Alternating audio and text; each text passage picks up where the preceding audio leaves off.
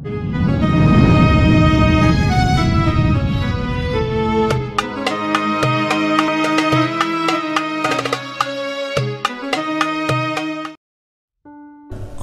itu adalah sukunul jawarih ma'ahuduril qalbi.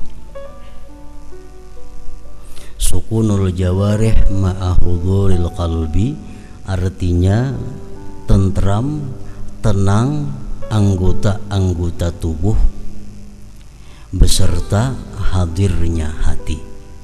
Nah, itu disebut khusyuk.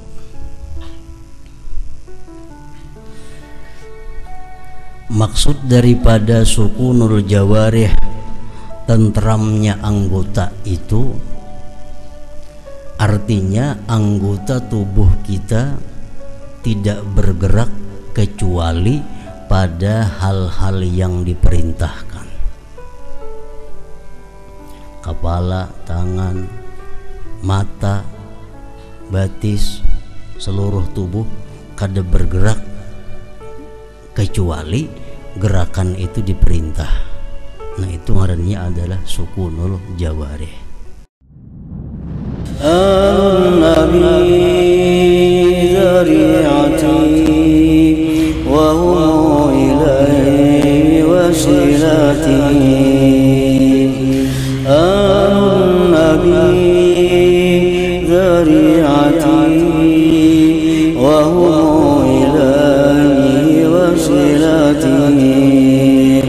salamun salamun alaikum ala nabi.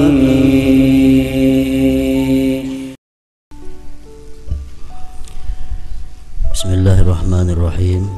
Alhamdulillahi rabbil alamin.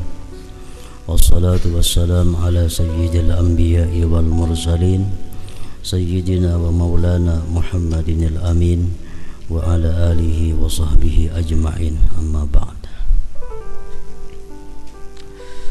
Qala al-musannif al-imam al-arif billah hujjatul islam Abu Hamid Muhammad bin Muhammad al-Ghazali rahimahullah wa nafa'ana bi ulumih.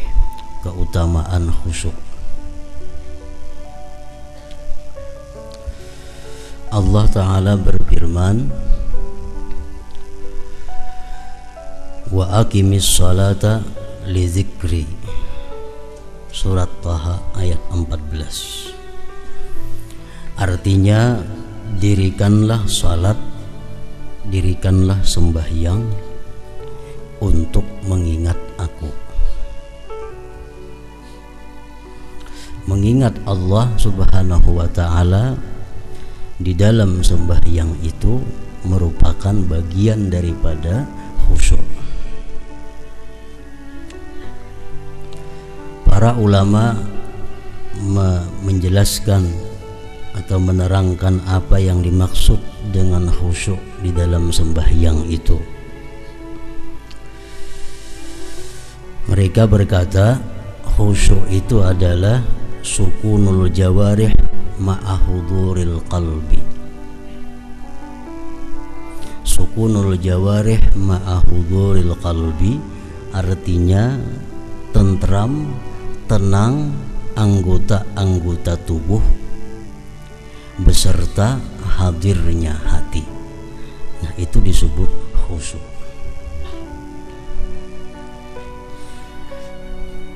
Maksud daripada sukunul jawarih, tentramnya anggota itu artinya anggota tubuh kita tidak bergerak kecuali pada hal-hal yang diperintahkan. Kepala, tangan, mata, batis, seluruh tubuh kada bergerak kecuali gerakan itu diperintah. Nah, itu ngarannya adalah sukunul jawarih.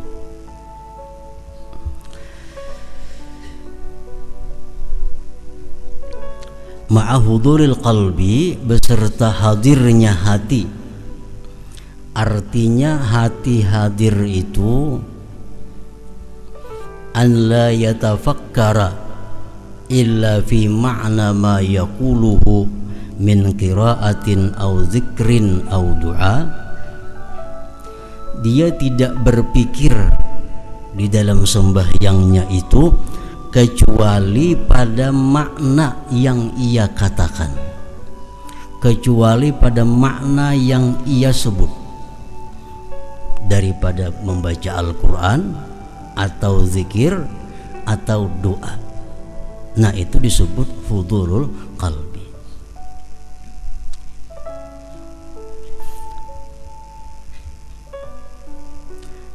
Contohnya kita membaca wajjahtu wajhiya lillazi fataras samawati wal ard. Nah, sewaktu kita membaca wajjahtu wajhiya, itu hati kita memikirkan apa yang kita baca. Wajjahtu wajhiya lillazi, aku hadapkan wajahku, lillazi fataras samawati wal ard, bagi Tuhan yang menciptakan langit dan bumi. Nah, jadi hati kita mesti memikirkan apa yang dibaca oleh mulut kita. Itu ngarannya adalah hudurul qalbi. Kalau kita membaca misalnya alhamdulillahi rabbil alamin, hati kita ingat kepada kubur. Nah, itu bukan disebut hadir qalbi, karena kubur itu tidak ada sangkut pautnya dengan alhamdulillah, walaupun kubur ini bagian daripada akhirat. Kita mengata alhamdulillah, hati kita ingat waktu kita berjalan di siratal mustaqim, itu ngarannya kada hadir hati, karena siratal mustaqim itu lain dengan alhamdulillah. Jadi kalau kita mengata alhamdulillah, dalam hati kita tidak ada lain selain memikirkan bahwa segala puji itu bagi Allah.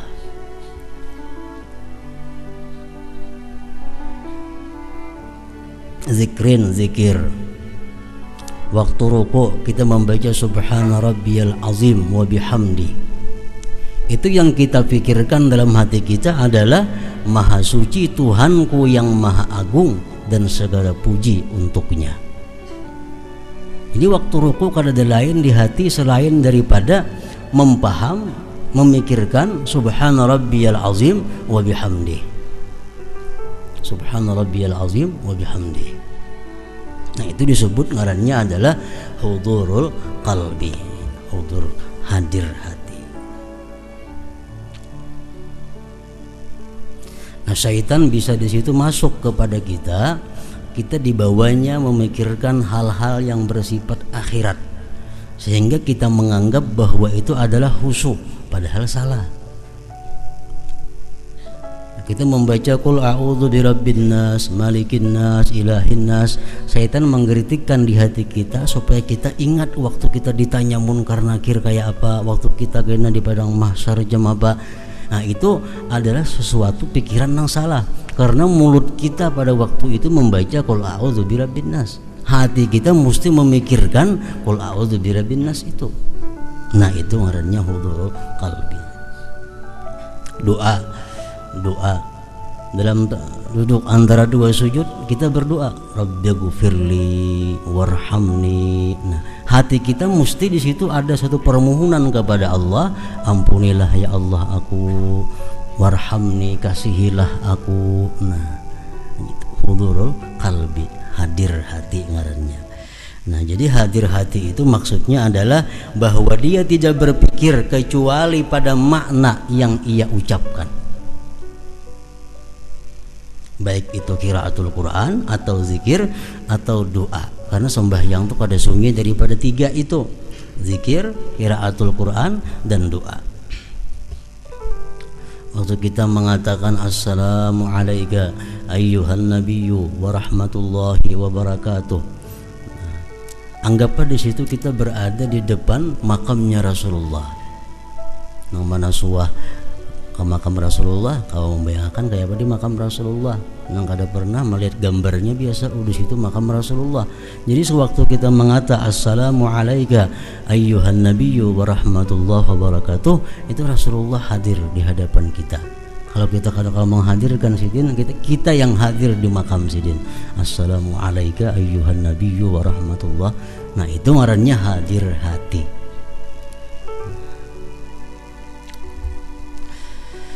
Jadi ingat kepada Allah di dalam sembahyang itu merupakan bagian daripada khusyuk. Artinya dirikanlah salat untuk mengingat aku, jar Tuhan.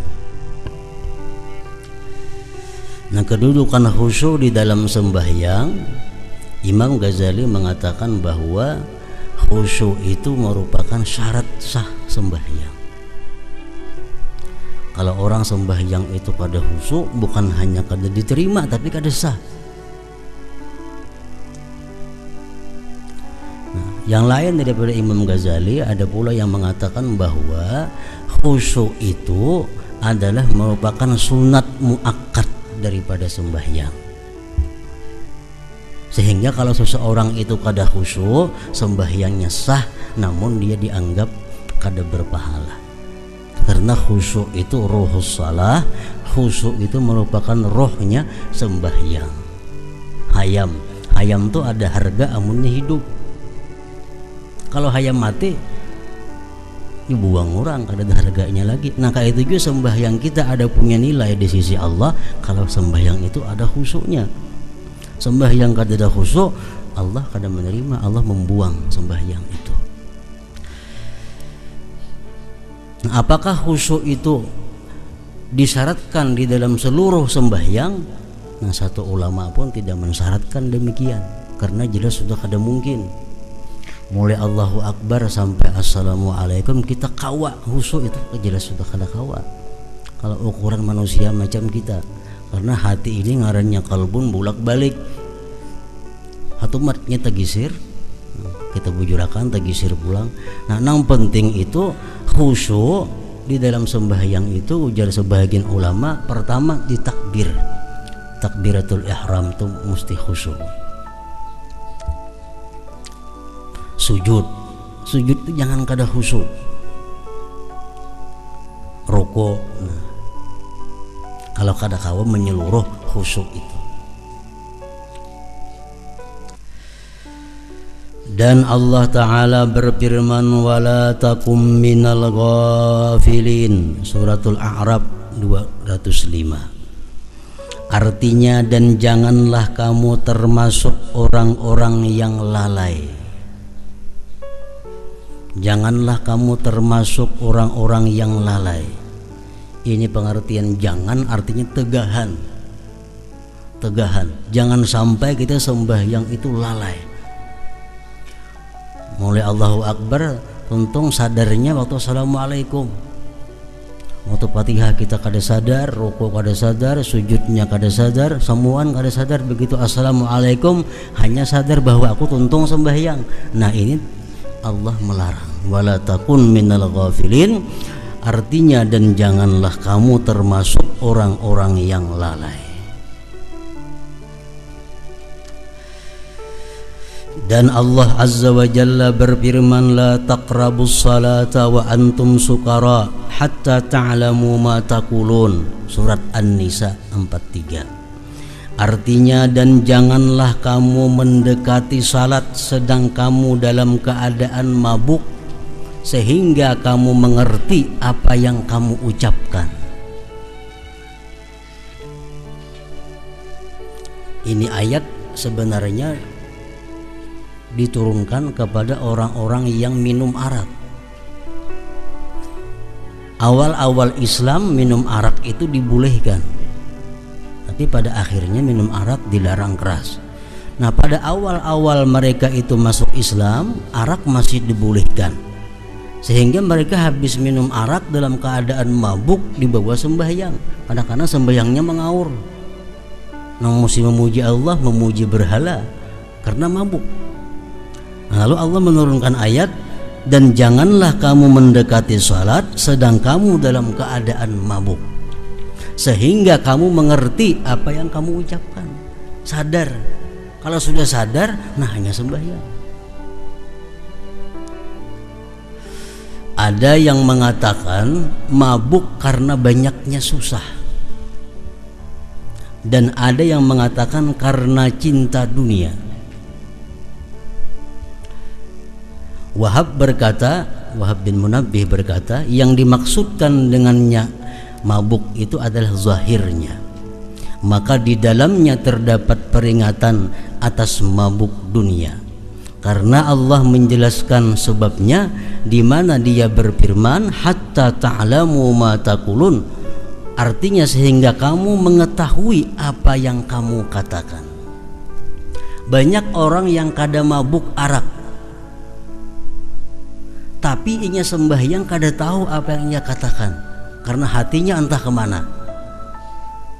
Nah, jadi artinya dimaksud mabuk itu bukan hanya mabuk arak, mabuk apapun yang menyebabkan kita lupa terhadap apa yang kita baca, kada sadar dengan apa yang kita kerjakan, dihukumkan mabuk juga.